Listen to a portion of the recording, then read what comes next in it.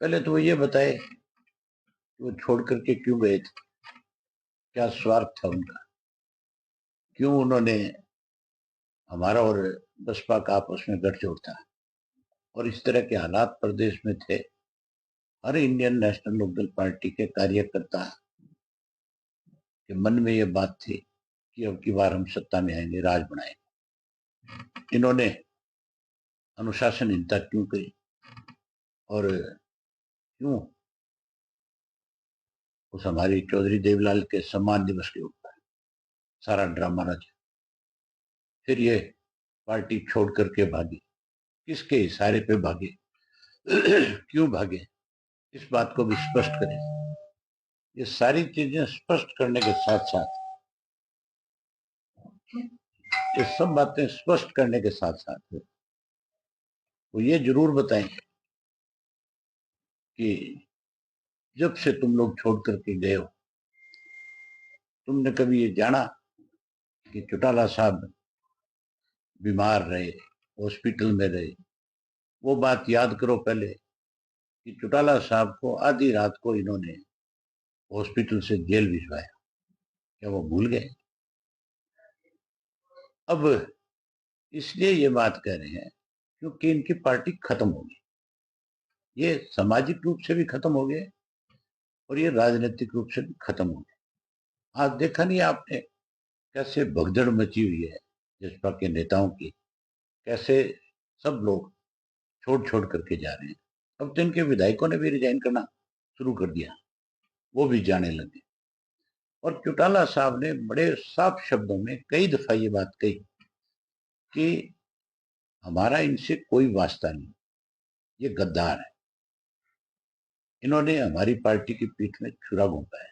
चौटाला साहब के साथ इन्होंने दगा किया, धोखा किया, जिनकी वजह से इनका राजनीतिक कैरियर बना।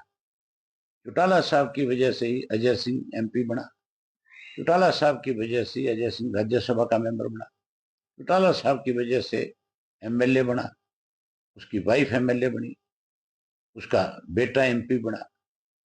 ये सारी की सारी then Indian National Lok Dal party की थी। अब की बार अपने दम के ऊपर 10 सीट जीत के आए थे। आगे मुझे लगता नहीं कि ये कहीं मुंह दिखाने लायक भी बचे। ये नॉमिनेशन फाइल करने से भी डरेंगे।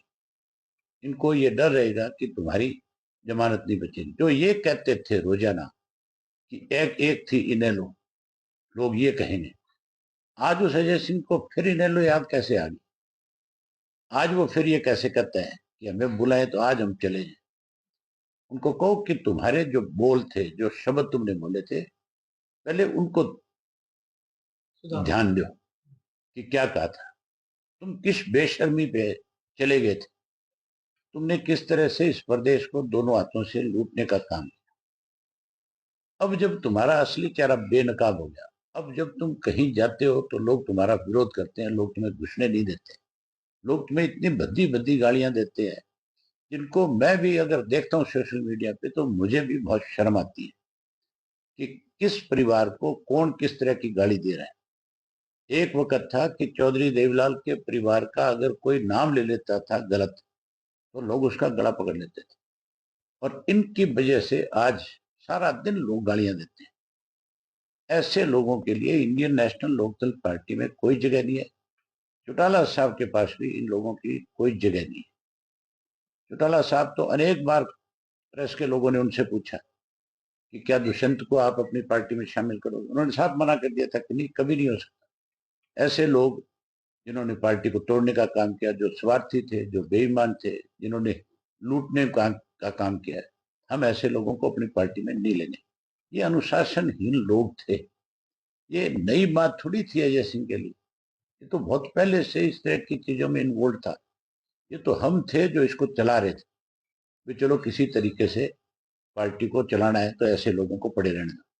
ये तो बहुत पहले पार्टी से बाहर निकालने वाले लोग थे, इन्होंने तो टिकटें बेची थी। आज इस तरह की बात कह करके अपनी भगदड़ को रोकना चाहता है। ये भगदड़ रुकने वाली नहीं है। अब कहीं जाएंगे, लोगों के विरोध का सामना करना पड़ेगा। लोगों ने इनका सामाजिक बहिष्कार कर दिया, राजनीतिक तो हो ही गए खत्म, अब तो ये सामाजिक तौर पे भी खत्म है, कहीं जाकर के खड़े होने लायक नहीं। क्योंकि इन्होंने चौधरी देवीलाल को, जिस आदमी ने बहुत बड़ा नाम कमाया था, ये उस पर कलंक है, ये उसका फोटो लगाते हैं, इनको अधिकार नहीं है। अब इनको चौधरी देवीलाल का फोटो हटा देना चाहिए।